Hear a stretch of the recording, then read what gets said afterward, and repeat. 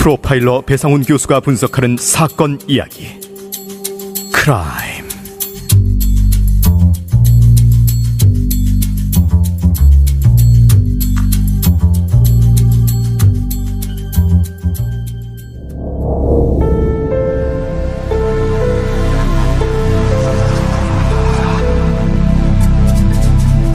(2017년 9월 30일) 일요일 낮 12시 중랑구 망우동에 있는 한 자택에 중학생 김양이 방문했습니다. 연락이 한동안 닿지 않았던 친구 이양을 만나기 위해 이양의 집을 방문한 것입니다. 집에는 친구 이양과 이양의 아버지가 함께 있었습니다. 아버지는 집에 온 친구에게 마실 걸 내주라고 했고, 딸 이양은 김양에게 드링크 하나를 건넸습니다. 드링크를 마신 김양은 어쩐지 기운이 빠지고 어지러웠습니다. 그리고 잠시 후 김양은 그대로 쓰러졌습니다. 친구의 아빠는 그런 김양을 물끄러미 바라보고 있었습니다. 그리고 다음날 10월 1일 김양은 여행용 가방에 담겨 차 트렁크에 실려 강원도 영월군으로 향하고 있었습니다.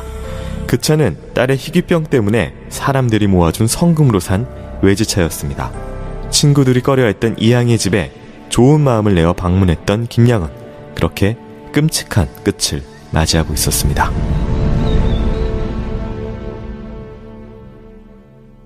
안녕하세요. 이곳은 크라임. 전 진행을 맡고 있는 김PD입니다. 청취자 여러분들 반갑습니다. 날카롭고 정확한 분석으로 대한민국의 정의를 세우고 계시는 대한민국 1호 프로파일러 배상훈 교수님을 모십니다. 예, 안녕하세요. 배상훈 교수입니다. 모두 반갑습니다. 네, 교수님 반갑습니다. 예. 네. 이 사건을 오늘 좀 다루기로 했고, 정보들이 뭐 대부분 나온 것 같긴 하지만, 그리고 이미 다 많이 논의가 됐긴 했지만, 그래도 저희가 좀 정리하는 의미로, 그리고 또 혹시나 안 다뤄진 부분이 있으면 그 부분에 대해서 언론이 말을 하지 못하는 부분이 있으면 그 부분에 대해서 좀 얘기를 할 수 있는 시간이 될 것 같습니다. 예, 100입니다. 100. 100이 있다고 보면은 실제로 언론에서 다루고 있는 거는 한 30, 40 정도고, 그 중에서 제가 또 말씀드릴 수 있는 것은 플러스 30 정도고, 나머지 20 정도는 얘기할 수 없는 겁니다. 그거는. 왜냐하면 그건 피해자 아이의 그 인권에 관련된 부분이기 때문에, 그래서 그 부분은 말을 하지 않을 겁니다. 네, 알겠습니다. 자, 뭐 시작 전에 그래도 뭐 전달할 사항들이 몇 가지가 있어가지고요. 말씀 먼저 드릴게요. 저희 사연 모집을 한다고 했잖아요. 사연이 뭐 오긴 하는데, 일단은 사연을 좀 두 가지로 펼쳐서 좀 얘기를 하려고 합니다. 지난번에 이제 똥공기 사연으로 보냈더니 어떤 분께서 사연을 보내주셨는데, 그게 약간 미나우젠 증후군 사연이 왔더라고요. 그래가지고 미나우젠 사연을 좀 받아가지고 같이 하도록 하겠습니다. 이게 또 요즘에 많이 또 이슈가 될 것 같습니다. 간단하게 교수님께서 이 미나우젠 증후군이 뭔지 좀 설명 좀 부탁드릴게요. 뭐 미니하우젠이라고 해서 이제 네. 독일의 어떤 여성 이름이 맞을 거예요. 말하자면 자기 아이가 아파갖고, 네. 그걸 병구안을 하는 것을 그렇게 하는 거죠. 네. 근데 실제로는 아이가 아픈 건 아닙니다. 정확히 말하면 아이를 아프게 만드는 거죠. 네. 그건 뭐냐면, 우리가 이 유명한 영화가 있지 않습니까? 유명한 여배우인데 몸이 좀 있으신. 미저리요? 왜 미저리? 네네. 그 캐시 베이츠. 네. 네. 그분처럼 자기가 굉장히 따뜻하고 굉장히 너그러운 어떤 사람인 척, 가족이나 아니면 어떤 마음을 베푸는 사람인 척 하는 증후군입니다. 네. 그런데 그것이 그 자기 통제를 벗어나게 되면은 분노를 통해서 폭력적으로 변하고, 미저리에서 그 작가를, 자기가 진짜 좋아하는 작가를 잡아다가 다리를 부러뜨리고 깁스를 해서 간호를 극진히 하지 않습니까? 네. 다시 또 날 것 같으면 또 부러뜨리죠. 네. 그런 겁니다. 똑같은. 그러니까 좀 저희가 뭐 대충 알려드렸고요. 네네. 뭐 이렇게 하여튼 아픈 척한다. 저 사람 되게 왜 이렇게 안 아픈데 아픈 척하지? 아니면은 뭐 친인척 중에 아니면 내가 뭐 그런 관련된 이 미니하우젠 혹은 미나우젠 관련된 증상이 있다. 이러신 분들 좀 사연을 크라임의 팟빵닷컴으로 보내주시면 저희가 또 모아가지고 해보도록 하겠습니다. 전에 아마 리플리 증후군 때 간단하게 좀 설명을 드렸고, 그때 차이점을 좀 자세하게 말씀을 좀 드렸으니까요. 그 에피소드를 좀 참고를 하시면 될 것 같고요. crime@podbbang.com입니다. 네, 사연을 좀 많이 보내주시면 감사하겠고요. 그리고 시작 전에 좀 요청이 하나 있어서 교수님께 요청이 하나 있어가지고 말씀을 드리는데, 제가 최근에 이제 장도연 씨하고 좀 다른 방송을 녹음을 하다가 장도연 씨가 그때 그 이후에 이제 크라임을 애청하신다고 하시면서 최근에 그때 당시에는 뭐 러시아 식인살인과 관련된 편을 듣고 있다 뭐 이렇게 말씀을 하시면서 교수님께서 그때 만나셨을 때 방송 같이 하시면서 장도연 씨는 사기를 조심해야 한다. 좋은 남자를 만나야 한다. 이 얘기를 듣고 자기가 잠을 이룰 수가 없다. 불안해서 왜 그런지 알아야겠다. 이제 그게 아니라 네네. 그 앞에가 있죠. 네. 워낙 그 장도연 씨가 착해갖고 네네. 그게 빠진 거예요. 지금 이 말만 하면은 좀 미친놈이 뭔 소리를 그 젊은 여성한테 했냐 그랬는데 네네. 그게 아니라 이분이 워낙 그 착하셔갖고 이런 거죠. 주변에 있는 어떤 걸 거절을 못하는 거죠. 그래서 그때 얘기 나온 게 그겁니다. 그 연예인들 특히 좀 인기가 있는 연예인 주변에서는 그 하이에나들이 많이 있습니다. 그렇죠. 그래서 뭐 돈 문제라든가 여러 문제를 아마 그 계속 뭐 이런 사람이 있을 가능성이 높다. 그러니까 그런 면에서 좀 맺고 끊는 부분이 좀 있어야 된다라는 거를 제가 넌지시 말씀을 드렸었어요. 그런데 그거를 조심하시면은 훨씬 더 좋을 것 같다. 왜냐하면 그걸 사기를 당한 다음에 의미가 없거든요. 네네. 장도연 씨의 돈만 노리고 접근한 남자를 구분해서 하셔야 된다라고 하는 의도로 제가 충언을 드린 거죠. 네, 알겠습니다. 네. 너무 장도연님, 네네. 그렇게 걱정하지 마세요. 워낙 착하셔서 그런 거예요. 네. 저는 나쁜 여자들한테는 그런 얘기 안 해요. 네네. 하여튼 뭐 걱정 높아심에 아니 불안 증세 이거는 그냥 하시는 말씀이에요. 네. 네. 자, 그다음에 넘어가서요. 다시 오늘의 사건으로 되돌아오도록 하겠습니다. 이제 모르는 사람은 없는 사건입니다. 이제 실명하고 얼굴도 공개가 됐기 때문에요. 이형학 씨, 어금니 아빠로 알려진 이형학 씨가 벌인 살인 사건이고 이후 추가적으로 드러난 사실들이 국민들을 경악에 빠뜨린 사건입니다. 본격적인 사건 속으로 들어가 보도록 하겠습니다.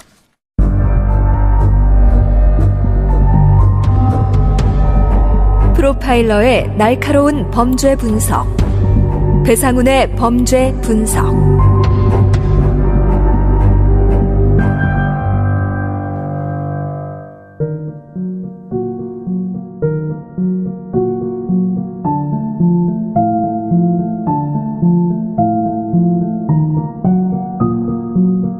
(2017년 9월 30일) 일요일 밤 11시 20분 경찰 상황실에 전화가 울렸습니다.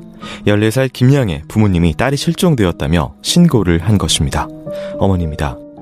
우리 딸이 초등학교 동창 이양을 만나 멀티마에 간다고 했는데 아직 안 왔어요.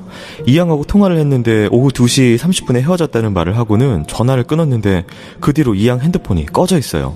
10월 1일 경찰은 김양의 휴대전화가 마지막으로 꺼진 곳이 망우 사거리임을 파악하고 일대를 수색했습니다. 그런데 망우 사거리에서 80m 거리에 사는 마지막 목격자 이양의 집은 찾지 않았습니다.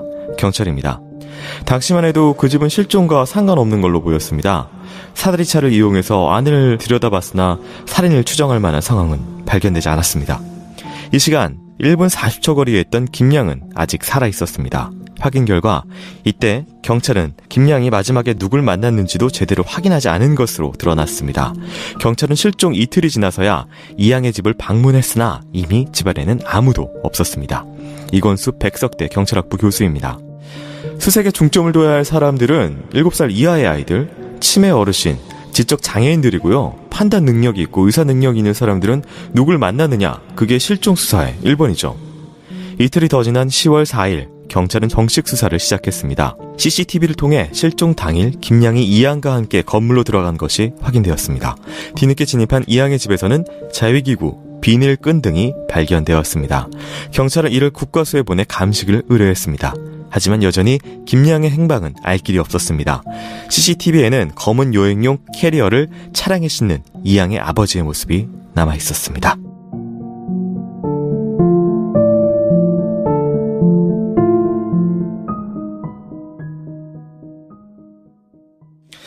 네, 이미 다 대부분 알려져 있는 사실이기 때문에 저희가 좀 다시 짓는 느낌으로 보겠지만 지금 이 앞부분의 상황을 좀 저희가 정리해서 어떤 상황이 처음에 펼쳐졌고 어떤 식으로 흘러갔는지를 좀 봐야 되겠습니다. 그러니까 지금 요 상황 자체에 대해서도 그 유가족하고 중남경찰서 수사팀이 그 지금 진실 게임을 벌이고 있는 상황입니다. 요 지금 녹음되는 요 시점에서는 네. 실제로 중남서 경찰팀에서는 못 들었다. 이건 아니다. 이런 식으로 이제 약간 발뺌 형태로 하거나 아니면 조금 뭐 사실과 다르다 이런 주장을 하고 있는 거고 피해자의 어머님, 부모님은 아니다. 분명히 자기가 그런 것도 했고 신고도 했고 알려주기도 했고 그래서 뭐 이런 부분이 상당히 분노한다. 이런 두 가지가 맞서고 있는 상황이라는 걸 먼저 말씀을 드리도록 하고요. 네. 팩트는 몇 가지 팩트는 그럽니다. 첫 번째는 실종 신고를 한 시간은 확실합니다. 그러니까 9월 30일 밤 11시 20분에 실종 신고를 하게 됩니다. 지구대로 쫓아가서. 네. 그래서 쫓아가서 저런 얘기를 한 거죠.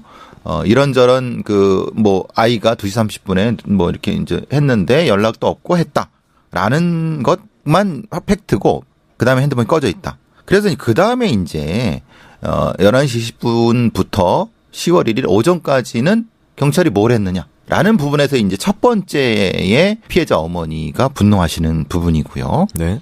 실제로 근데 여기서의 좀 헷갈리는 부분은 그런 겁니다. 그게 이제 경찰에서 주장하는 바고 중학교 2학년 아이가 네.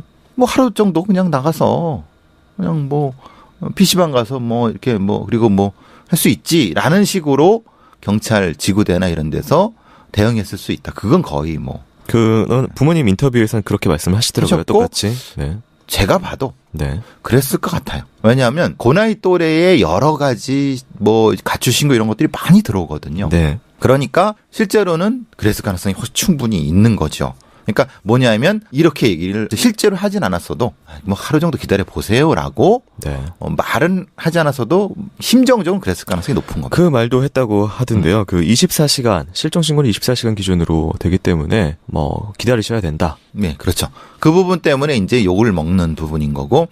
근데 이제 매뉴얼 자체는 그렇게 네. 돼 있으니까. 네. 근데 이제 문제는 거기에서의 문제예요.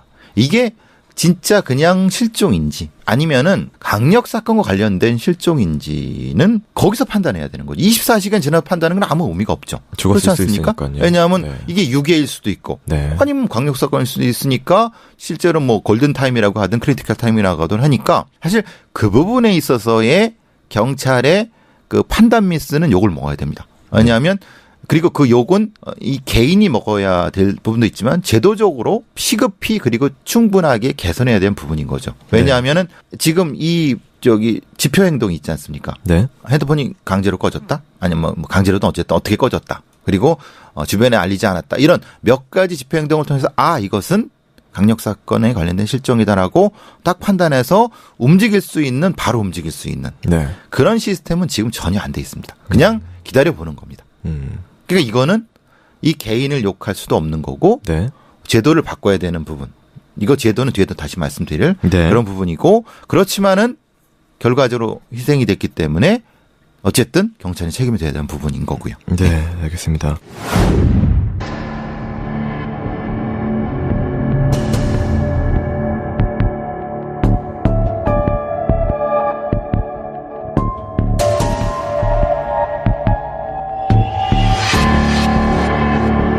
(10월 5일) 추석 다음 날 서울 도봉동의 한 빌라. 경찰은 이곳에서 이양과 이양의 아버지를 체포했습니다. 이 씨는 이 빌라를 10월 3일 월세 계약해 놓은 상태였습니다. 체포 당시 이 씨와 딸은 수면제를 과다 복용한 상태였다고 합니다. 이들은 병원으로 이송되었습니다. 이 씨는 사흘 만에 회복해 조사를 받았으나 입을 굳게 다물었습니다.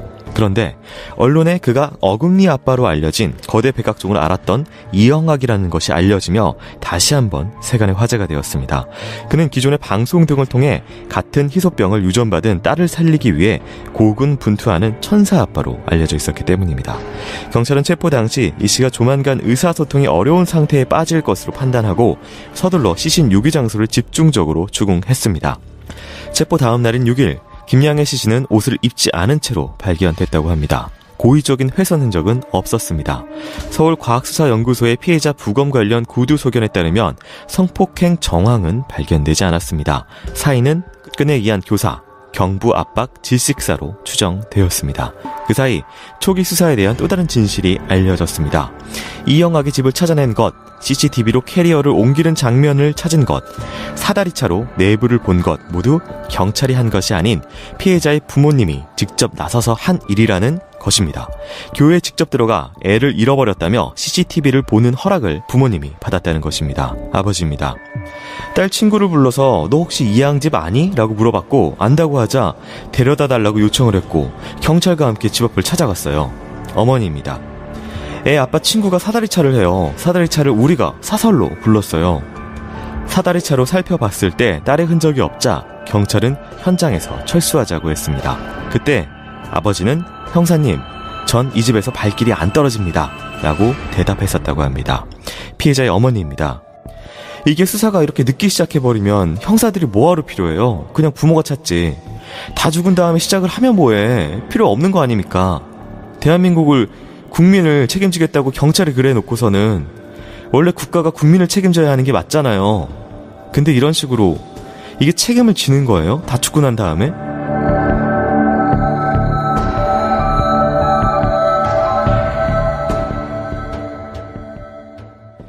네, 그 이후에 체포 그리고 이 부모님의 주장에 의해서 본인들이 다 찾았다, 초기 수사에. 이런 내용에 대해서 좀 살펴봤는데요. 먼저 체포 부분에 대해서 살펴보도록 하겠습니다. 도봉동에 빌라를 계약을 했다. 그러니까 보통 모텔 뭐 이런 식으로 전전하면서 도는 것이 아니라 월세를 아예 계약을 해놨다라는 부분이 좀 눈에 띄고요.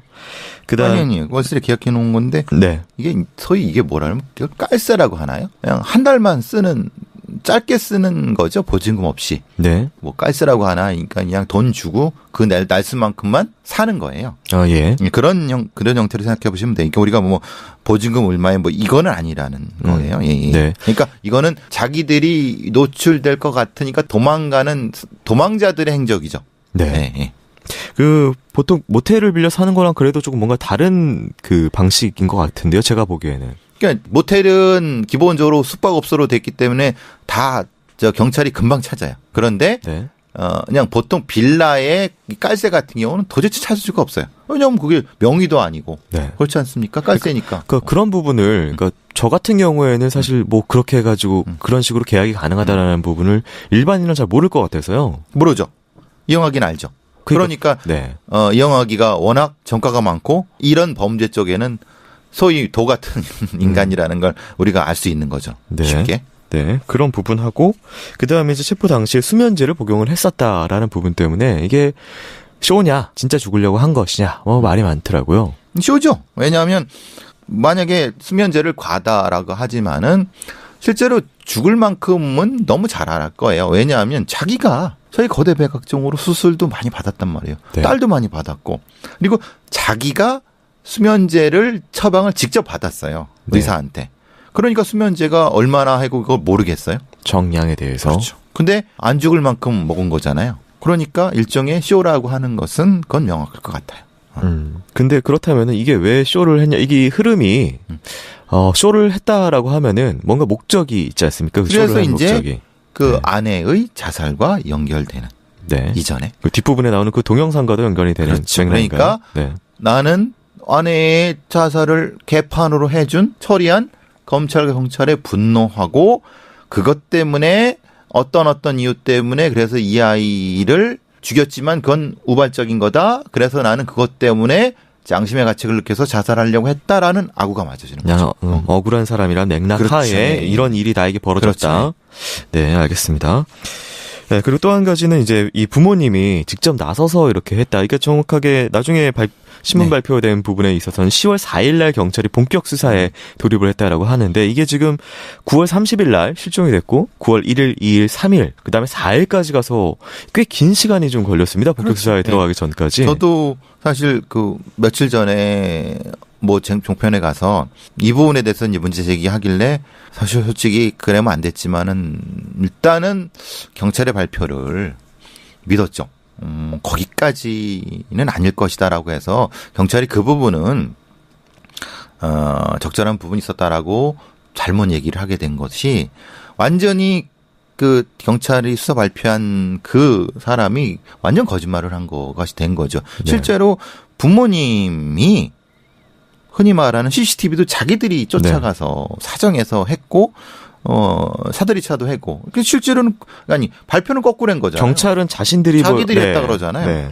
그러니까 이렇게 이런 식으로 하면은 안 되죠. 나쁜 놈들이지. 이건 나쁜 놈들이죠. 네. 그러니까 자기들 그걸 피하기 위해서 이렇게 한 거니까. 그러니까 제 느낌은 경찰이 그동안 10월 4일이 되기 전까지 뭐 했냐라는 것에 대한 어떤 반박, 그 다음에 변명으로 이런 일들이 사이에 있었습니다라고 얘기를 하는데 사실 이런 일이 있었던 것은 본인들이 한 것이 아니라 저쪽에서 부모님들이 한 일인데 그래도 뭔가 그 사이에 수사를 했던, 찾으려고 애썼던 일들이 벌어졌다라는 걸 얘기를 해야 되니까. 그렇죠. 네. 그래서 이건 비난을 피할 수가 없는 겁니다. 이건 당연히. 네. 어쨌든 그래갖고 뭐 어쨌든 이 상황에 대한 솔직한 것을 수사 발표 때 했어야 되는 겁니다. 솔직히 이것은 이렇게 했다라고 했어야지 되는 거지. 그걸 이렇게 했기 때문에 지금 부모님들이 분노하시는 거죠. 그건 그 부모님들의 마음을 충분히 이해하고 뭐 개인적으로 경찰에 있었던 사람으로서 사실 굉장히 저도 사과를 많이 드려야 될 부분이라고 봅니다. 이건 심각히 잘못된 겁니다. 그리고 이건 정말 생각하기 싫지만 이게 사실 날짜가 그렇죠. 생각 안 할 수가 없는 게 이 추석입니다. 네. 게다가 황금 연휴라고 불렀죠. 네, 다들 많이 이때 좀 길게 쉬기를 바라고 있던 그런 때였습니다. 그 전에 벌어진 일이었고요. 연관성을 생각하기 싫은데. 근데 어쨌든 네.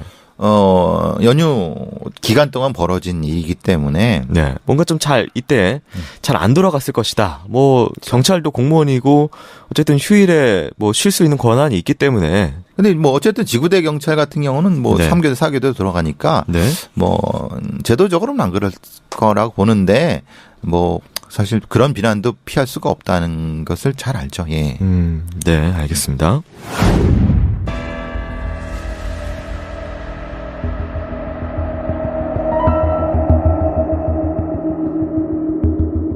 피해자 김양은 9월 30일 낮 12시 20분 친구 이양의 집에 도착했습니다. 기껍지는 않았으나 마음에 착했던 김양은 친구들이 거부한 이양의 초대를 거부하지 않았습니다. 그렇게 빌라로 올라서자 집에는 이영학이 있었습니다. 이양은 아버지의 말대로 김양에게 드링크를 하나 건넸는데 이를 마신 김양은 이내 깊은 잠에 빠졌습니다. 이양은 이영학의 지시로 오후 3시 40분 혼자 밖으로 나갔습니다.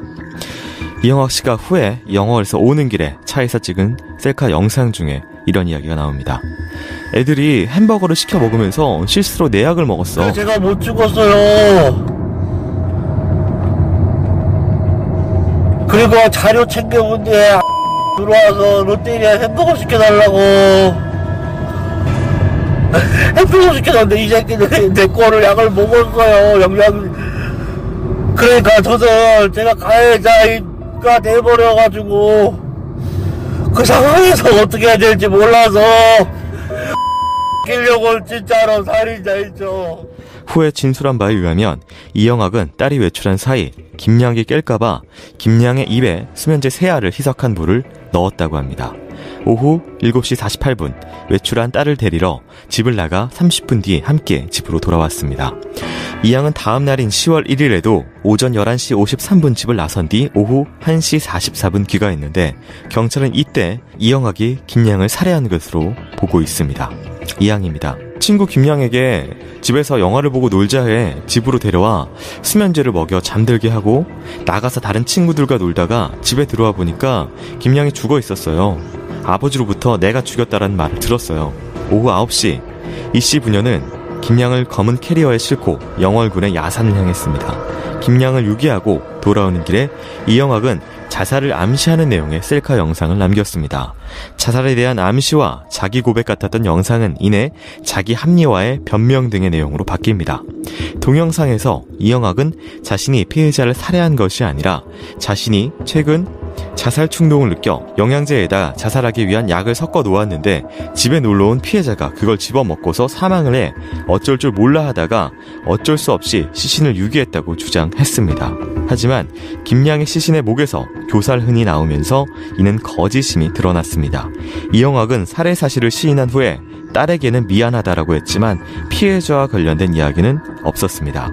오윤성 교수입니다. 연쇄살인범들 중에서도 수많은 사람들을 연쇄살인한 이후에 자신의 가족을 걱정하지 그 피해자나 유가족에게 미안하다 얘기하는 그런 경우가 거의 없거든요. 그것은 어떤 의미냐? 공감 능력이 없다는 거죠.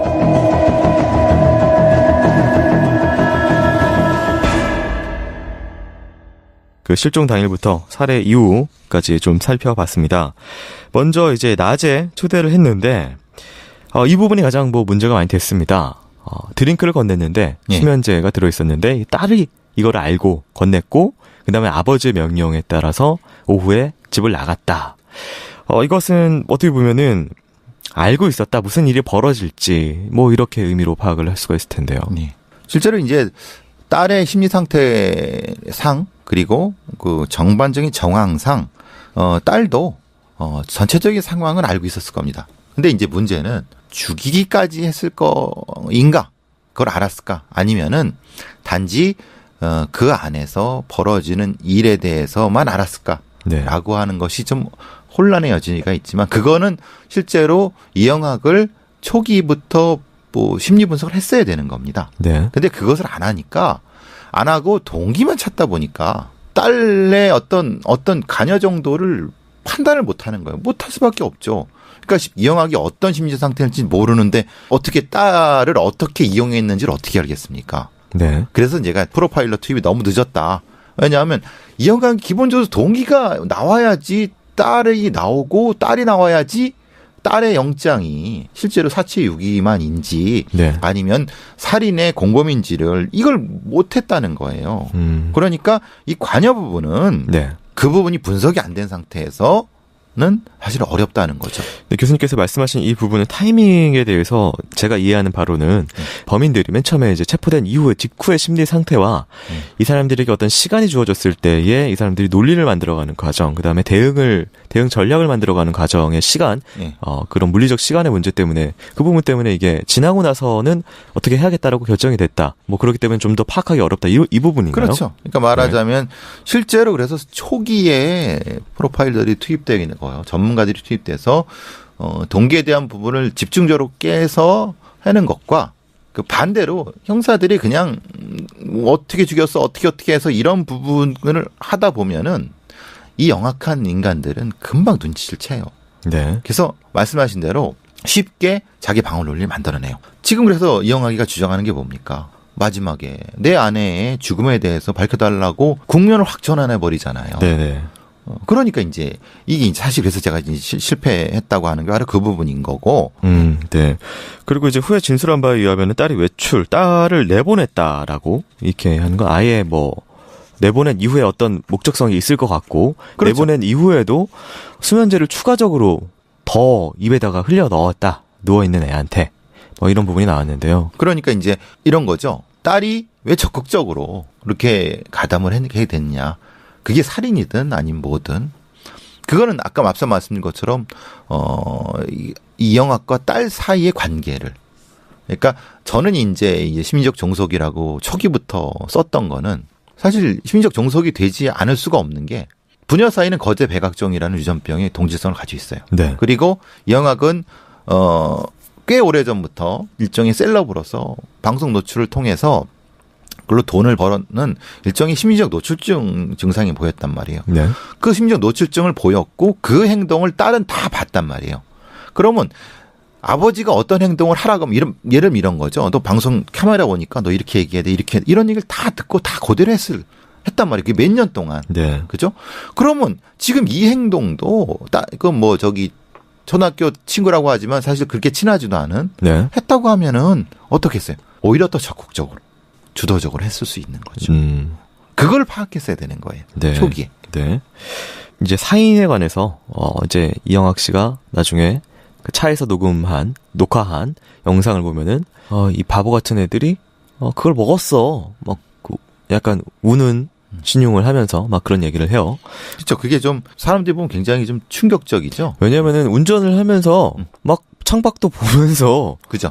근데 목소리는 우는 연기를 하는데 되게 건성이고 중간중간에 딸한테 시켜요. 이 말 해야지. 왜 이 말 안 했니? 계속 그거 들리잖아요. 네. 그러니까 이거는 그 대중한테 노출하려고 찍는 거는 뻔한 거예요. 네. 그리고 딸아이에는 영정사진을 꼭 껴안고 있으라 그러잖아요. 네. 그죠? 영정사진을 어떻게 껴놨는지 아세요? 사진이 네. 카메라 방향이에요. 네. 그러면 영정을 이 딸아이는 자기 엄마니까 자기 앞으로 끌어안아야죠. 지금 엄마가 감정적으로 내가 그럼 엄마를 엄마가 보고 싶어야 되는데 네. 이건 거꾸로 카메라 앞에 자기 엄마의 걸 보면서 해요. 그리고 울라 그럴 땐 울고 평소 땐 가만히 있어요. 네. 그러니까. 그럼 이건 이영학이하고 이영학의 딸은 이게 무슨 상황인지 너무 잘 알았다는 거예요. 네. 그 당시에 초반부터 이제 딸 친구의 죽음의 이유가 밝혀지기 전에 당시에 제가 이제 교수님하고 이제 이 얘기를 하면서 교수님께서 그건 아마 뭐 성적인 그런 거랑 관련이 있을 것 같아요라고 했는데 어김없이 뭐 이렇게 그렇게 밝혀졌는데 지금 이게 김양의 몸에는 국가수 분석 결과 어떤 성적인 뭐 가학의 흔적이 없었습니다. 그리고 이제 사인은 이제 목을 졸려서 죽은 것이고요. 살해된 시각은 일단 하루가 일단 지나서 다음날 낮쯤에 일단 죽었을 것으로 지금 판단이 되고 있다. 초기에는 12시간 얘기를 했고 네. 최종적으로는 더 있을 수 있다. 네. 이 부분을 좀 정리를 해서 이게 어떤 식의 그 사이 일이 있었는지를 좀 파악을 그래서 한다면요. 제가 아까 모두에 말씀드린 것처럼 네. 말씀드리기 어려운 30 정도에 들어가는 부분입니다. 이건 좀 어려운 부분이다. 그런데 네. 그냥 말씀드리는 개략적인 것은 네. 디테일한 건 절대 말씀드리지 못하고 네. 이것은 지금 얘들이 이 수사팀들이 못 찾고 있는 이 피해자의 옷과 관련된 부분인 거고 네. 그리고 이영학의 성적인 능력이 사실 성불구라는 얘기도 있고 그렇지만은 선천적인 건 아닙니다. 그러니까 워낙 이런 종류의 성적 가학 범죄자들이 자신의 어떤 성기에 특정한 행위를 하는 그런 그 범죄자들이 꽤 많지 않습니까? 네. 그러면서 성적인 어떤 기능을 좀 퇴화된 부분이 있는 것 같습니다. 그래서 이제 실제로 피해자의 몸에 흔히 말하는 삽입강간의 것이 나타나지 않은 건 그런 것 때문에 그런 것이고, 네. 이제 그런 과정에서 이제 피해자의 옷이 발견되지 않았고, 그리고 자기는 버렸다고 하고, 그리고 이 범죄의 수단, 넥타이와 무슨 옷 일부가 있었다라고 하는 것과 옷이 발견되지 않은 것과 24시간 안쪽으로 어떤 특정한 행위가 있었다는 것과 그리고 플러스 그 차의 마네킹. 그러니까 네. 자기는 그 마네킹을 뭐라고 했냐면은 위장용으로. 네. 그 CCTV에 시신이 아니라 이걸 가지고 했다라고 위장용으로 했다는 변명. 이것이 다 연동되는 겁니다. 네. 그러니까 프로파일러들이 초기에 투입됐다면 이 연동된 거를 연결해서 이영학이 어떤 범죄자인지를 금방 판편에 냈을 텐데 네. 이게 너무 늦게 투입이 되고 시간도 없었기 때문에 그거를 면담했던 프로파일러들은 그냥 간단하게 PCR 검사 정도만 하다가 그리고 자기 얘기 좀 듣고 말았을 겁니다. 네. 그래서 그 얘기는 제가 말씀드리기가 어려운 부분이 있습니다. 네. 그건 피해자 네네네. 있어갖고 또 한 가지는 이것도 말씀해 주시기 어려운 부분일 수도 있는데요. 이게 보통의 어떤 이런 그 성폭행 사건, 물론 이게 본인의 말에 따르면 이제 당황을 해서 깨어나서 당황을 해서 죽였다라는 말이 있기 때문에 이거 영도는 되는 겁니다. 네. 근데 이제 애초에 이게 그냥 성폭행을 하려고 이걸 계획을 했다라고 한다면은 왜 이렇게 긴 시간 동안 데리고 있었는지. 그래서 제가 이제 말씀드리기 어려운 부분이고, 그리고 우발적인 살인은 절대 아닙니다. 왜냐하면 유인의 계획성이 있는 거고, 네. 또 이 범죄자의 살인의 동기를 알게 되면은 네. 절대 이거는 우연일 수 없습니다. 그것을 검찰에 있는 행동분석관 프로파일러들이 지금 밝혀내고 있을 겁니다. 네, 그렇다면은 이제 교수님 말씀에 따르면은 이제 내가 이렇게 폭행을 하고 성추행을 하고 있는데 깨어나서 당황해서 죽였다는 말은 거짓이다. 이렇게. 네, 그건 제가 보기에는 네. 그 부분은 형량 문제가 있기 때문에. 네. 그러니까 우발적 살인과 계획적 살인은 형량이 2배 이상 차이가 난다고 합니다. 그 네. 변호사들 얘기로는. 네. 제가 봐도 그럴 것 같고. 왜냐하면 그렇죠. 이영학이는 나 성추행만 하려고 했는데 네. 갑작스럽게 달려들어갖고 반행하고 그래갖고 내가 죽였다라고 하면은 이건 진짜 우발적 살인이라고 재판에서 계속 주장을 할 겁니다. 네. 근데 진짜 계획적으로 살인했다고 하면 이거는 형량 자체가 사형도 나올 수 있는 거기 때문에 네. 당연히 이영학이 같은 영악한 그 범죄자들은 우발적이라고 증거가 나와도 그렇게 우길 거겠죠. 네, 알겠습니다. 그리고 나서 이제 이후에 이영학이 이거를 맨 처음에 계속 부인을 하다가 결국에는 증거가 하나둘씩 나오니까 시인을 했고, 시인을 한 이후에는 이제 딸에게 미안하다. 그 이후에 김양에게 미안하다는 얘기는 없고, 이 좀 뭔가 균형이 안 맞는 이 부분에 대해서. 김양에게는 네. 그런 얘기를 했죠. 자기가 불구덩이에 들어갈 거라고도 얘기를 하고, 네. 천천히 사죄하겠다는 얘기를 했는데 그 주체와 대상이 없습니다. 앞에 잠깐 피해자 이름도 안 부릅니다. 그죠? 이름도 알고 있을. 그냥 굉장히 추상적으로 매우 무슨 단테의 신곡에 나온 지옥을 묘사하는 정도 그런 정도까지 합니다. 그것도 무슨 매우 천천히 사죄하며 살겠습니다라고 하는 엉뚱한 얘기를 합니다. 자기 얘기를 하는 거죠. 네. 피해자에 대한 그 미안함은 절대 없습니다. 그리고 나서 딱 한 얘기가 뭐냐면 자기 아내가 자살한 거, 그러니까 말하자면 의붓아버지한테 성폭행 당한 부분은 있었기 때문에 그것을 검찰과 경찰이 개판으로 수사했다. 그것을 밝혀주십시오라고 강변을 합니다. 맞죠? 네. 사실은 그 얘기를 하고 싶었던 거예요. 네. 그러니까 자기의 지금 행동에 촉발된 트리거가 근데 나 탓이 아니라 검찰 탓이라고 하는 쪽으로 계속 밀어붙이는 겁니다. 전에 저희가 뭐 분석한 한 그 분처럼 자신의 위기 상황이 왔을 때 공격적으로 공세적으로 이제 나가는 어떤 전략을 취하는 부분이 좀 비슷해 보이네요. 어떤 분랑 또 비슷하죠. 네. 네. 어떤 분들이랑 네네네. 비슷하죠. 네네. 네. 전체적으로 그 사회성이 떨어지는 분들이 보통 이렇게 합니다. 그래서 그런 사람들 반사회적 인격을 가지고 있다고 하고 네. 그 중에 일부가 사이코패스인 거고 그렇습니다. 예, 알겠습니다. 조금 더 사건에 대해 들어가서 또 살펴보도록 하겠습니다.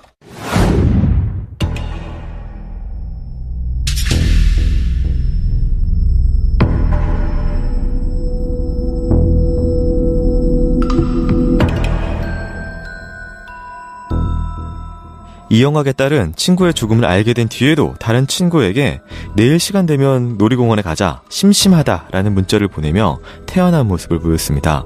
또 다른 친구가 피해자 김양의 실종을 걱정하는 연락을 하자 살아는 있겠지 크크크크라는 답변을 보냈습니다.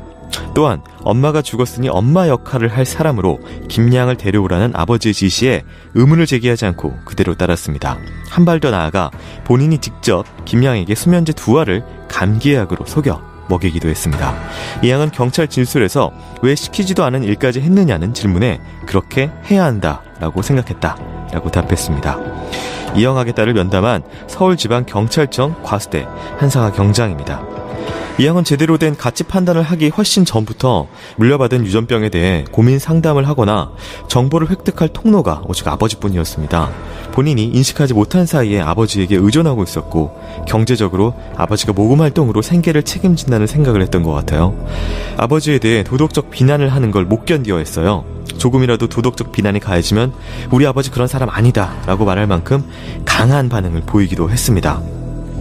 이 양은 평소 학교 친구들에게 아빠의 말을 거역할 수 없다며 자신의 삶을 비관했다고 전해졌습니다. 학부모 A씨입니다. 아빠의 말을 무조건 들어야 한대요. 아빠가 하라고 하면 해야 되고 아빠 말을 거역하면 야단맞고 자기 삶이 너무 싫다라고 그러는 거예요. 인근 주민들도 이 양이 정상적으로 볼 수 없는 환경에서 자랐다고 말했습니다. 주민 B씨입니다.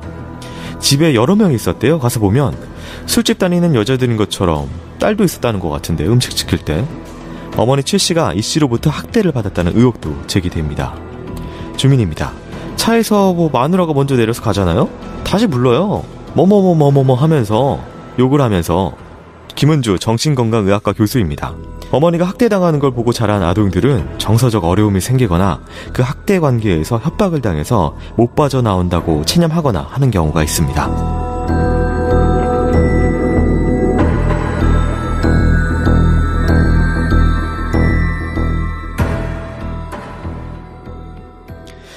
네, 그 딸의 심리에 관련된 부분에 조금 대해서 좀 살펴봤습니다.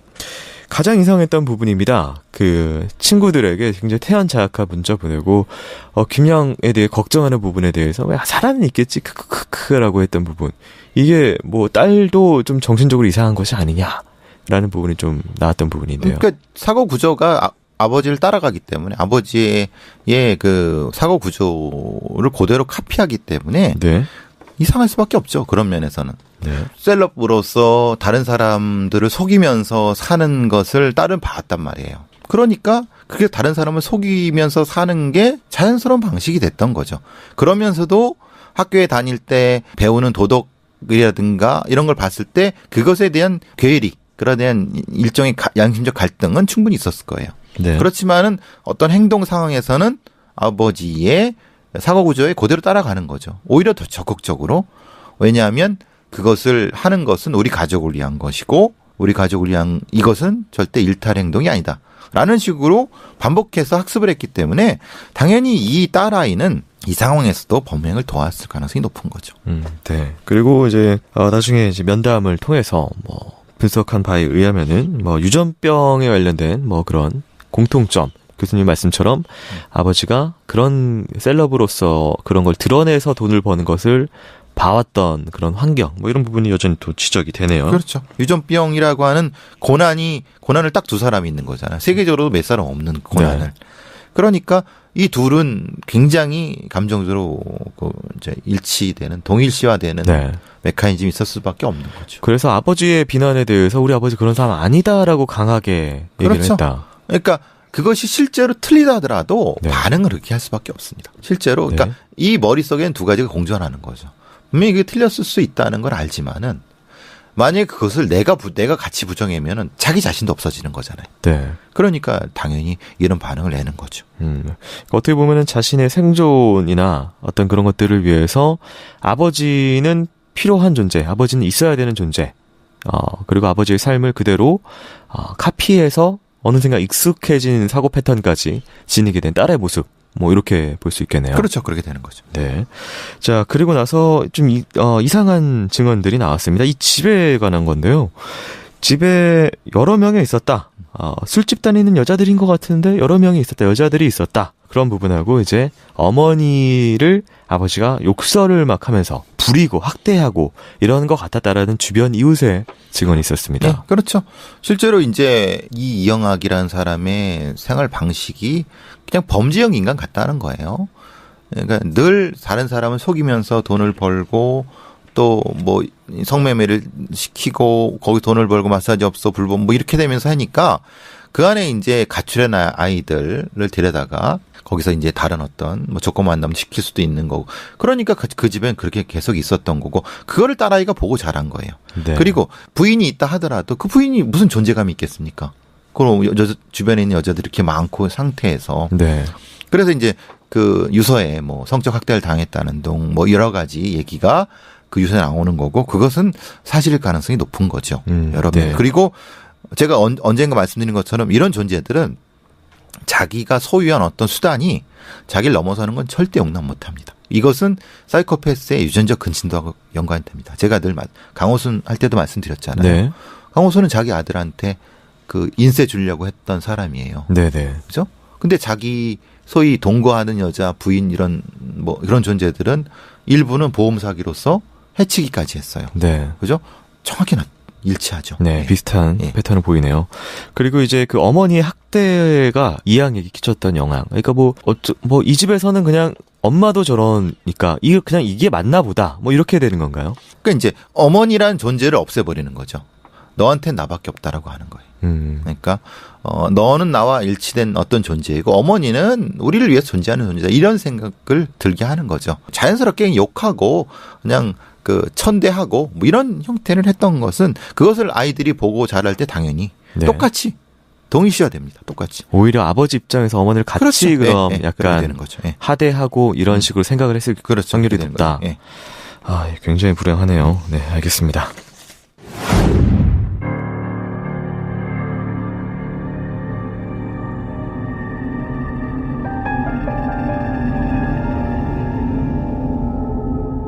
이영학은 어린 시절부터 뭔가 달랐다고 했습니다. 이영학의 중학교 교사 김씨입니다. 이영학이 중2 때 몸에 피를 묻히고 와서 다른 여중생을 성폭행했다고 자랑한 일이 있었어요. 이 일로 이영학은 형사처벌을 받지는 않았으나 졸업은 하지 못하게 되었습니다. 그는 양아오빠라는 프로필로 트위터를 개설했고 천사 아빠의 이미지와의 다른 인격의 모습을 인터넷상에서 보여줬습니다. 한 여성에게는 아가 딱 내 스타일이다. 뭐뭐맛 보고 싶네. 연락해라. 라는 트윗을 보냈습니다. 음식 배달원입니다. 배달 음식을 자주 시켰어요. 기본은 5, 6인분? 집안에 젊은 여자들이 상주했어요. 젊은 여자들이 드나들어서 유흥업소 관련 일을 하고 있는 그런 사람인 줄 알았어요. 피해자의 시신에 성폭행이나 성적 가학행위의 흔적은 없었습니다. 그런데 이영학이 성기능 장애가 있다고 최근 알려져 있습니다. 다음은 인터넷에 올린 글의 내용 중의 일부입니다. 함께할 동생 구함, 나이 14살부터 20살 아래까지, 개인 룸 샤워실 제공, 기본 스펙, 착하고 착한, 하는 일, 기본 타투, 공부하고 꿈을 찾아라, 어디 가서 뭐뭐뭐나 하지 말고 성공해라, 개인 문제, 가정, 학교 문제 상담 환영, 기본급 3에서 6개월, 기본 60에서 80, 이후 작업 시 수당 지급. 이 씨는 성매매 알선 의혹도 받고 있었습니다. 이 씨가 인터넷에서 1인 성인 마사지 숍을 운영하고 있다고 의심할 만한 증거들이 나오고 있다고 전해집니다.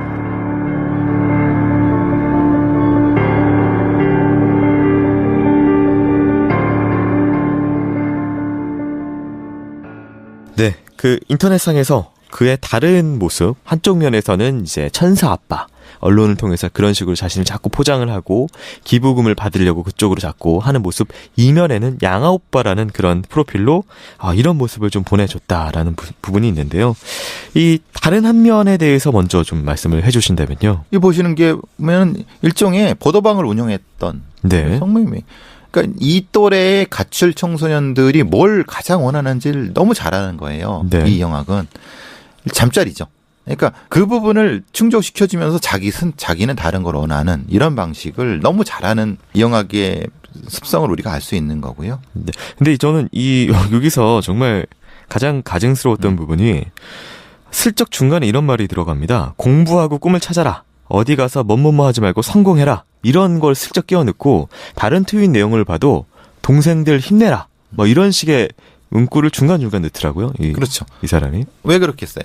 얘가 셀럽이잖아요. 네. 방송에서 어떤 말이 먹힌지를 아니면 사람들한테 뭐가 먹힌지를 너무 잘 알아요. 네. 이게 일종의 그 나쁘게 학습된 거죠. 그 부분은. 그리고 이제 집안에 이제 5, 6인분 젊은 여자, 유흥업소, 이거 뭐 전체적으로 앞에서 나왔던 정보이긴 하지만, 그래서 이제 10대들을 아무래도, 근데 이 나이대도 역시나 이제 왜 10대냐? 이게 뭐 두 가지 이유가 있겠죠. 하나는 이런 아이들이 10대의 가출 소녀들이 굉장히 취약하다. 그리고 다루기가 쉽다라는 부분이 하나가 있을 테고, 또 한 부분은 이게 앞에서 저희가 김양을 성추행하고 성폭행이겠죠. 그런 부분 때문에 이 성적 취향의 문제랑 좀 결부돼서 이걸 어떻게 좀 봐야 되는 부분이 있을까요? 그러니까 일종의 성적인 가학성이 존재하는데 그게 이제 청소년 성애 쪽으로 일종의 이걸 퇴화됐다고 해나요? 이렇게 하는 게 맞겠죠. 그러니까 어려서부터 범죄적인 형으로 살아오다 보면서 가장 통제하기 쉽고 자기가 성적 욕구를 제일 많이 해소할 수 있는 대상. 그리고 그것이 하필 또 우리나라는 가출한 청소년이 너무 많아요. 여자 청소년들이. 네. 그런 사회적인 사회적인 어떤 환경과 연결이 되니까 주로 공격 대상을 요 대상으로 삼았던 거죠. 두 개가 동시에 작용을 그렇죠. 해서. 예. 네. 그리고 또 한 가지는 마지막으로 이 사람이 언론을 통해서 그게 익숙하단 말이에요. 남에게 어떤 모습을 보여주는 게. 근데 이게 양아오빠라는 이 프로필에서는 이것도 사실은 어떻게 자기 뒷조사를 누군가 하면은 금방 이게 내가 이 사람이고 천사 아빠고 이게 금방 들통날 일일 텐데 이걸 왜 버젓이 이렇게 했을까요? 드러내놓고. 반대. 처음에 SBS라는 데에서 소개가 되고 나서도 네. 그리고 한 두 번 해도 이 우리 방송이나 언론계의 폐해가 네. 절대 뒷조사를 하지 않아요. 네. 한 번 하면 거기를 믿고, 왜냐면 그 정도의 시간을 들이지 않아요. 얘는 너무 잘 알았던 거예요. 그러니까 처음에는 들킬 줄 알았는데 하다 보니까 이렇게 해서도 그냥 멀쩡히 다 계속 연락이 오고 미담 소개 코너에선 와서 실어주고 이렇게 하는데도, 그래서 뒤에 제가 더 말씀드릴 시간이 있을지 모르겠지만은 지금 이 영화계 이거는 지금 우리 언론 환경이라든가 방송에 있는 관계자들이 심각하게 사과를 해야 되고 반성을 해야 되는 부분도 연관이 있습니다. 이게 이 영화계를 이렇게 간을 키워준 거는 반드시 이 언론 환경입니다. 네, 알겠습니다.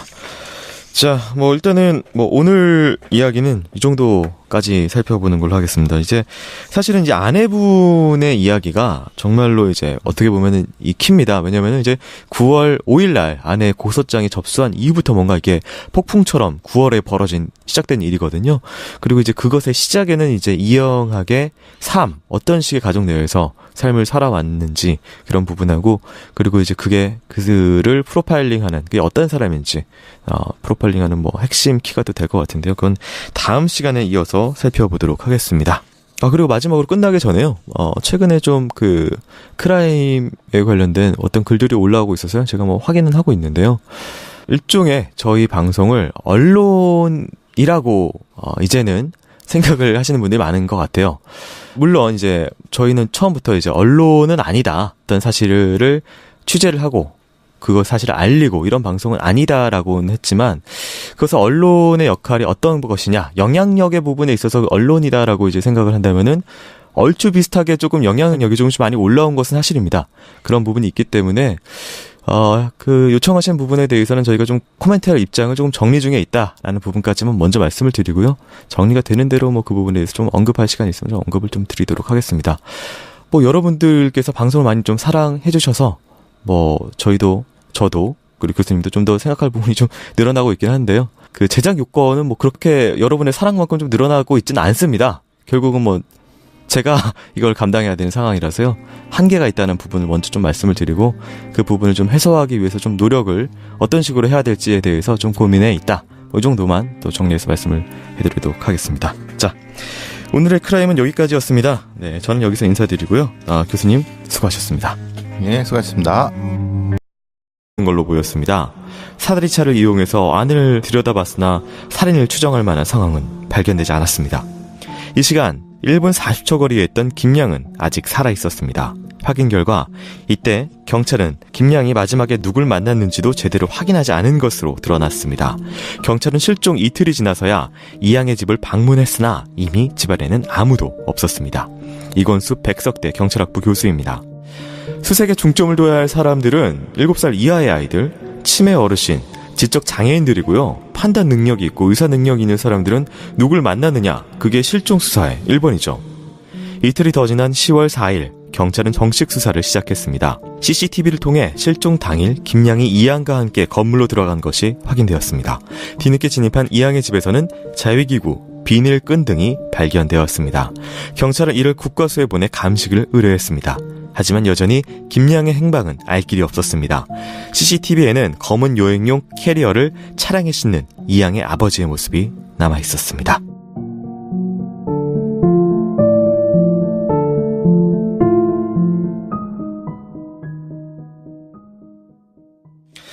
네, 뭐 이미 다 대부분 알려져 있는 사실이기 때문에 뭐 저희가 좀 다시 짓는 느낌으로 보겠지만 지금 이 앞부분의 상황을 좀 저희가 정리해서 어떤 상황이 처음에 펼쳐졌고 어떤 식으로 흘러갔는지를 좀 봐야 되겠습니다. 그러니까 지금 요 상황 자체에 대해서도 그 유가족하고 중남경찰서 수사팀이 그 지금 진실 게임을 벌이고 있는 상황입니다. 요 지금 녹음되는 요 시점에서는 네. 실제로 중남서 경찰팀에서는 못 들었다. 이건 아니다. 이런 식으로 이제 약간 발뺌 형태로 하거나 아니면 조금 사실과 다르다 이런 주장을 하고 있는 거고 피해자의 어머님, 부모님은 아니다. 분명히 자기가 그런 것도 했고, 신고도 했고, 알려주기도 했고, 그래서 이런 부분이 상당히 분노한다. 이런 두 가지가 맞서고 있는 상황이라는 걸 먼저 말씀을 드리도록 하고요. 네. 팩트는 몇 가지 팩트는 그럽니다. 첫 번째는 실종 신고를 한 시간은 확실합니다. 그러니까 9월 30일 밤 11시 20분에 실종 신고를 하게 됩니다. 지구대로 쫓아가서. 네. 그래서 쫓아가서 저런 얘기를 한 거죠. 이런저런 아이가 2시 30분에 이렇게 이제 했는데 연락도 없고 했다라는 것만 팩트고 그다음에 핸드폰이 꺼져 있다. 그래서 그다음에 이제 11시 20분부터 10월 1일 오전까지는 경찰이 뭘 했느냐라는 부분에서 이제 첫 번째의 피해자 어머니가 분노하시는 부분이고요. 네. 실제로 근데 여기서의 좀 헷갈리는 부분은 그런 겁니다. 그게 이제 경찰에서 주장하는 바고 중학교 2학년 아이가 네. 하루 정도 그냥 나가서 그냥 PC방 가서 이렇게 그리고 할 수 있지라는 식으로 경찰 지구대나 이런 데서 대응했을 수 있다. 그건 거의 부모님 인터뷰에서는 그렇게 말씀하시더라고요. 하셨고, 똑같이. 네. 제가 봐도 네. 그랬을 것 같아요. 왜냐하면 고나이 또래의 여러 가지 가출 신고 이런 것들이 많이 들어오거든요. 네. 그러니까 실제로는 그랬을 가능성이 충분히 있는 거죠. 그러니까 뭐냐면 이렇게 얘기를 실제로 하진 않았어도 하루 정도 기다려 보세요라고 네. 말은 하지 않았어도 심정적으로 그랬을 가능성이 높은 겁니다. 그 말도 했다고 하던데요. 24시간 실종 신고는 24시간 기준으로 되기 때문에 기다리셔야 된다. 네, 그렇죠. 그 부분 때문에 이제 욕을 먹는 부분인 거고. 근데 이제 매뉴얼 자체는 그렇게 네. 돼 있으니까. 네. 근데 이제 문제는 거기에서의 문제예요. 이게 진짜 그냥 실종인지 아니면은 강력 사건과 관련된 실종인지는 거기서 판단해야 되는 거죠. 24시간 지나 판단하는 건 아무 의미가 없죠. 죽었을 그렇지 수 않습니까? 있으니까요. 왜냐하면 네. 이게 유괴일 수도 있고 네. 다시 또 날 것 같으면 또 부러뜨리죠. 네. 그런 겁니다. 똑같은. 그러니까 좀 저희가 뭐 대충 알려드렸고요. 네네. 뭐 이렇게 하여튼 아픈 척한다. 저 사람 되게 왜 이렇게 안 아픈데 아픈 척하지? 아니면은 뭐 친인척 중에 아니면 내가 뭐 그런 관련된 이 미니하우젠 혹은 미나우젠 관련된 증상이 있다. 이러신 분들 좀 사연을 크라임의 팟빵닷컴으로 보내주시면 저희가 또 모아가지고 해보도록 하겠습니다. 전에 아마 리플리 증후군 때 간단하게 좀 설명을 드렸고 그때 차이점을 좀 자세하게 말씀을 좀 드렸으니까요. 그 에피소드를 좀 참고를 하시면 될 것 같고요. crime@podbbang.com입니다. 네, 사연을 좀 많이 보내주시면 감사하겠고요.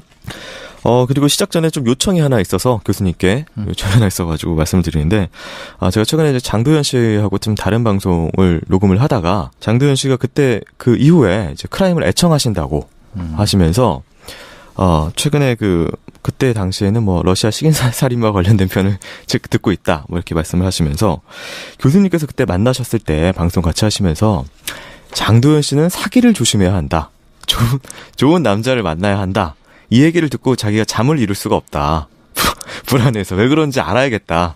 이제 그게 아니라 네네. 그 앞에가 있죠. 네. 워낙 그 장도연 씨가 착해갖고 네네. 그게 빠진 거예요. 지금 이 말만 하면은 좀 미친놈이 뭔 소리를 그러니까. 젊은 여성한테 했냐 그랬는데 네. 그게 아니라 이분이 워낙 착하셔갖고 이런 거죠. 주변에 있는 어떤 걸 거절을 못하는 거죠. 그래서 그때 얘기 나온 게 그겁니다. 그 연예인들 특히 좀 인기가 있는 연예인 주변에서는 그 하이에나들이 많이 있습니다. 그렇죠. 그래서 뭐 돈 문제라든가 여러 문제를 아마 계속 이런 사람이 있을 가능성이 높다.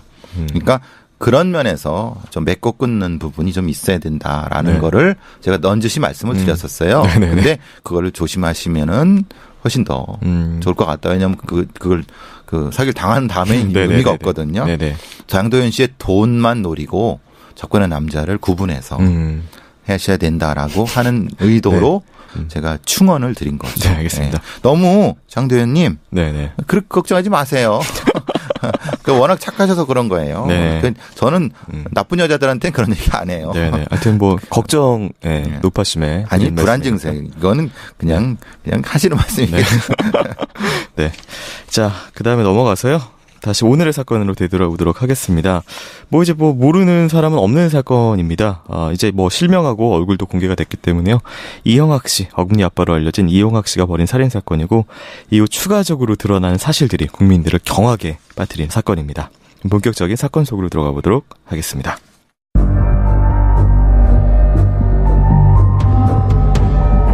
프로파일러의 날카로운 범죄 분석.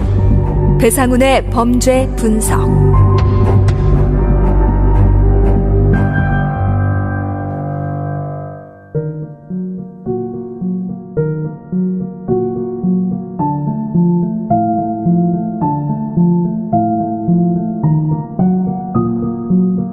(2017년 9월 30일) 일요일 밤 11시 20분 경찰 상황실에 전화가 울렸습니다. 14살 김양의 부모님이 딸이 실종되었다며 신고를 한 것입니다. 어머니입니다. 우리 딸이 초등학교 동창 이양을 만나 멀티마에 간다고 했는데 아직 안 왔어요. 이양하고 통화를 했는데 오후 2시 30분에 헤어졌다는 말을 하고는 전화를 끊었는데 그 뒤로 이양 핸드폰이 꺼져 있어요. 10월 1일 경찰은 김양의 휴대전화가 마지막으로 꺼진 곳이 망우 사거리임을 파악하고 일대를 수색했습니다. 그런데 망우 사거리에서 80m 거리에 사는 마지막 목격자 이양의 집은 찾지 않았습니다. 경찰입니다. 당시만 해도 그 집은 실종과 상관없는 프로파일러 배상훈 교수가 분석하는 사건 이야기. 크라임.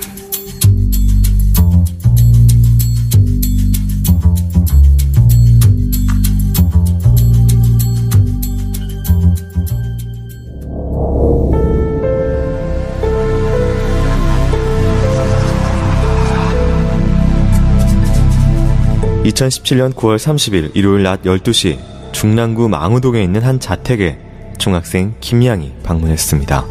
연락이 한동안 닿지 않았던 친구 이양을 만나기 위해 이양의 집을 방문한 것입니다. 집에는 친구 이양과 이양의 아버지가 함께 있었습니다. 아버지는 집에 온 친구에게 마실 걸 내주라고 했고 딸 이양은 김양에게 드링크 하나를 건넸습니다. 드링크를 마신 김양은 어쩐지 기운이 빠지고 어지러웠습니다. 그리고 잠시 후 김양은 그대로 쓰러졌습니다. 친구의 아빠는 그런 김양을 물끄러미 바라보고 있었습니다. 그리고 다음날 10월 1일 김양은 여행용 가방에 담겨 차 트렁크에 실려 강원도 영월군으로 향하고 있었습니다. 그 차는 딸의 희귀병 때문에 사람들이 모아준 성금으로 산 외제차였습니다. 친구들이 꺼려했던 이양의 집에 좋은 마음을 내어 방문했던 김양은 그렇게 끔찍한 끝을 맞이하고 있었습니다.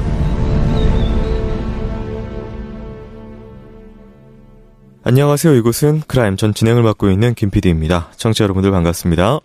날카롭고 정확한 분석으로 대한민국의 정의를 세우고 계시는 대한민국 1호 프로파일러 배상훈 교수님을 모십니다. 예, 안녕하세요. 배상훈 교수입니다. 모두 반갑습니다. 네, 교수님 반갑습니다. 예. 네. 이 사건을 오늘 좀 다루기로 했고, 정보들이 뭐 대부분 나온 것 같긴 하지만, 그리고 이미 다 많이 논의가 됐긴 했지만, 그래도 저희가 좀 정리하는 의미로, 그리고 또 혹시나 안 다뤄진 부분이 있으면 그 부분에 대해서, 언론이 말을 하지 못하는 부분이 있으면 그 부분에 대해서 좀 얘기를 할 수 있는 시간이 될 것 같습니다. 예, 100입니다, 100. 100이 있다고 보면은, 실제로 언론에서 다루고 있는 거는 한 30, 40 정도고, 그 중에서 제가 또 말씀드릴 수 있는 것은 플러스 30 정도고, 나머지 20 정도는 얘기할 수 없는 겁니다, 그거는. 왜냐하면 그건 피해자 아이의 그 인권에 관련된 부분이기 때문에. 그래서 그 부분은 말을 하지 않을 겁니다. 네, 알겠습니다. 자, 뭐 시작 전에 그래도 뭐 전달할 사항들이 몇 가지가 있어가지고요. 말씀 먼저 드릴게요. 저희 사연 모집을 한다고 했잖아요. 사연이 뭐 오긴 하는데, 일단은 사연을 좀 두 가지로 펼쳐서 좀 얘기를 하려고 합니다. 지난번에 이제 똥공기 사연으로 보냈더니 어떤 분께서 사연을 보내주셨는데 그게 약간 미나우젠 증후군 사연이 왔더라고요. 그래가지고 미나우젠 사연을 좀 받아가지고 같이 하도록 하겠습니다. 이게 또 요즘에 많이 또 이슈가 될 것 같습니다. 간단하게 교수님께서 이 미나우젠 증후군이 뭔지 좀 설명 좀 부탁드릴게요. 뭐 미니하우젠이라고 해서 이제 네. 독일의 어떤 여성 이름이 맞을 거예요. 말하자면 자기 아이가 아파갖고 네. 그걸 병구안을 하는 것을 그렇게 하는 거죠. 네. 근데 실제로는 아이가 아픈 건 아닙니다.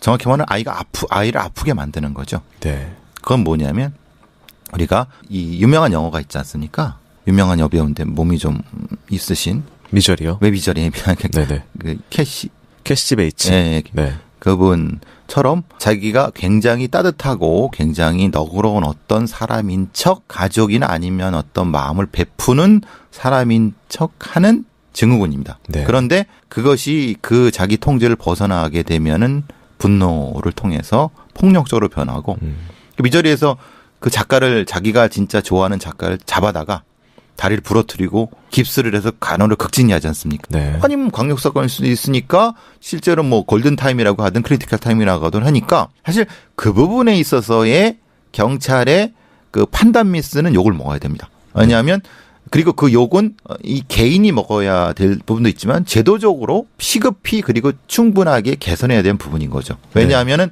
지금 이 지표 행동이 있지 않습니까? 네. 핸드폰이 강제로 꺼졌다? 아니면 뭐 강제로든 어쨌든 어떻게 꺼졌다. 그리고 주변에 알리지 않았다. 이런 몇 가지 집회 행동을 통해서 이것은 강력 사건에 관련된 실종이다라고 딱 판단해서 바로 움직일 수 있는 네. 그런 시스템은 지금 전혀 안 돼 있습니다. 그냥 기다려 보는 겁니다. 그러니까 이거는 이 개인을 욕할 수도 없는 거고 네. 제도를 바꿔야 되는 부분. 이거 제도는 뒤에도 다시 말씀드릴 네. 그런 부분이고 그렇지만은 결과적으로 희생이 됐기 때문에 어쨌든 경찰이 책임이 져야 되는 부분인 거고요. 네, 알겠습니다.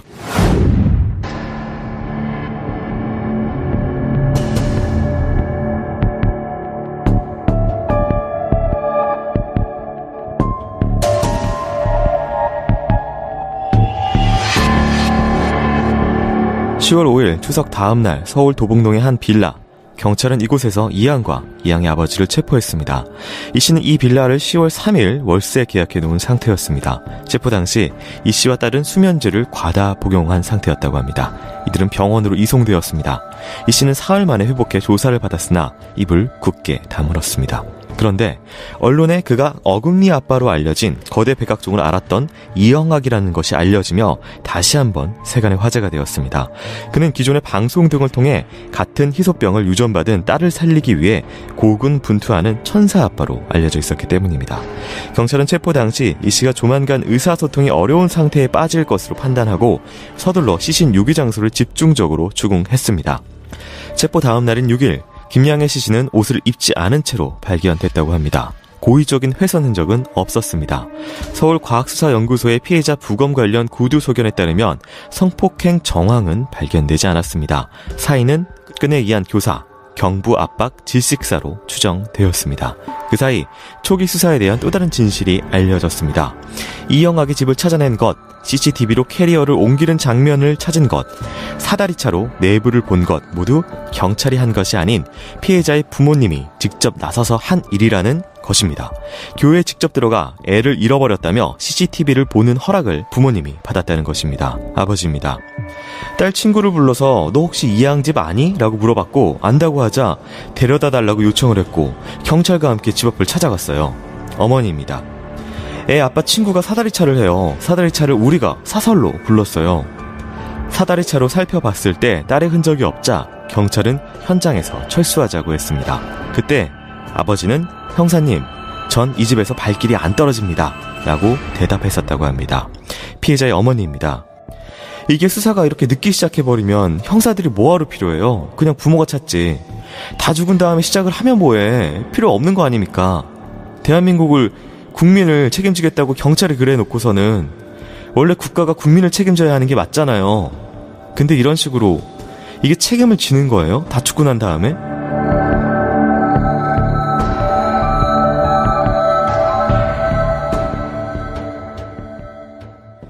네, 그 이후에 체포 그리고 이 부모님의 주장에 의해서 본인들이 다 찾았다 초기 수사에 이런 내용에 대해서 좀 살펴봤는데요. 먼저 체포 부분에 대해서 살펴보도록 하겠습니다. 도봉동에 빌라를 계약을 했다. 그러니까 보통 모텔 뭐 이런 식으로 전전하면서 도는 것이 아니라 월세를 아예 계약을 해놨다라는 부분이 좀 눈에 띄고요. 그다음 아니 월세를 계약해 놓은 건데 네. 이게 소위 이게 뭐라면 깔세라고 하나요? 그냥 한 달만 쓰는 짧게 쓰는 거죠. 보증금 없이. 네. 뭐 깔세라고 하나, 그러니까 그냥 돈 주고 그 날수만큼만 사는 거예요. 아 예. 그런 형태로 생각해 보시면 돼요. 그러니까 우리가 뭐 보증금 얼마에 뭐 이거는 아니라는 거예요. 예. 네. 그러니까 이거는 자기들이 노출될 것 같으니까 도망가는 도망자들의 행적이죠. 네. 예. 그 보통 모텔을 빌려 사는 거랑 그래도 조금 뭔가 다른 그 방식인 것 같은데요. 제가 보기에는. 그러니까 모텔은 기본적으로 숙박업소로 됐기 때문에 다 경찰이 금방 찾아요. 그런데 네. 그냥 보통 빌라의 깔세 같은 경우는 도대체 찾을 수가 없어요. 왜냐하면 그게 명의도 아니고 네. 그렇지 않습니까? 깔세니까. 그런 부분을 그러니까 저 같은 경우에는 사실 뭐 그렇게 해가지고 그런 식으로 계약이 가능하다라는 부분을 일반인은 잘 모를 것 같아서요. 모르죠. 이용하기는 알죠. 그러니까 네.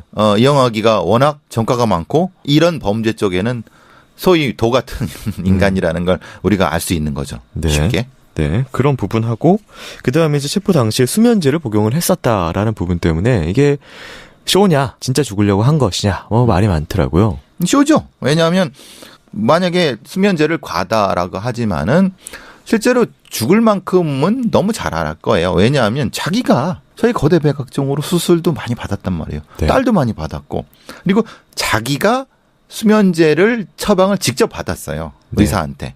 그러니까 수면제가 얼마나 하고 그걸 모르겠어요. 정량에 대해서. 그렇죠. 근데 안 죽을 만큼 먹은 거잖아요. 그러니까 일종의 쇼라고 하는 것은 그건 명확할 것 같아요. 근데 그렇다면은 이게 왜 쇼를 했냐? 이게 흐름이 쇼를 했다라고 하면은 뭔가 목적이 있지 않습니까? 그 그래서 쇼를 한 이제 목적이. 그 네. 아내의 자살과 연결되는 네. 이전에 그 뒷부분에 나오는 그 동영상과도 연관이 되는 그렇죠. 맥락인가요? 그러니까 네. 나는 아내의 자살을 개판으로 해준 처리한 검찰과 경찰에 분노하고 그것 때문에 어떤 이유 때문에 그래서 이 아이를 죽였지만 그건 우발적인 거다. 그래서 나는 그것 때문에 양심의 가책을 느껴서 자살하려고 했다라는 악우가 맞아지는 거죠. 억울한 사람이란 맥락 그렇지. 하에 이런 일이 나에게 벌어졌다. 네, 알겠습니다. 네, 그리고 또 한 가지는 이제 이 부모님이 직접 나서서 이렇게 했다. 이게 정확하게 나중에 신문 네. 발표된 부분에 있어서는 10월 4일 날 경찰이 본격 수사에 돌입을 했다라고 하는데 이게 지금 9월 30일 날 실종이 됐고 9월 1일, 2일, 3일, 그다음에 4일까지 가서 꽤 긴 시간이 좀 걸렸습니다. 본격 그렇죠. 수사에 네. 들어가기 전까지. 저도 사실 그 며칠 전에 뭐 종편에 가서 이 부분에 대해서 이제 문제 제기하길래 사실 솔직히 그러면 안 됐지만은 일단은 경찰의 발표를 믿었죠. 거기까지는 아닐 것이다라고 해서 경찰이 그 부분은 적절한 부분이 있었다라고 잘못 얘기를 하게 된 것이 완전히 그 경찰이 수사 발표한 그 사람이 완전 거짓말을 한 것이 된 거죠. 네. 실제로 부모님이 흔히 말하는 CCTV도 자기들이 쫓아가서 사정해서 했고 사다리차도 했고 실제로는 아니 발표는 거꾸로 한 거잖아요. 경찰은 자신들이 자기들이 했다 그러잖아요. 네. 그러니까 이런 식으로 하면은 안 되죠. 나쁜 놈들이지. 이건 나쁜 놈들이죠. 네. 그러니까 자기들 그걸 피하기 위해서 이렇게 한 거니까. 그러니까 제 느낌은 경찰이 그동안 10월 4일이 되기 전까지 뭐 했냐라는 것에 대한 어떤 반박, 그다음에 변명으로 이런 일들이 사이에 있었습니다라고 얘기를 하는데 사실 이런 일이 있었던 것은 본인들이 한 것이 아니라 저쪽에서 부모님들이 한 일인데 그래도 뭔가 그 사이에 수사를 했던 찾으려고 애썼던 일들이 벌어졌다라는 걸 얘기를 해야 되니까. 그렇죠. 네. 그래서 이건 비난을 피할 수가 없는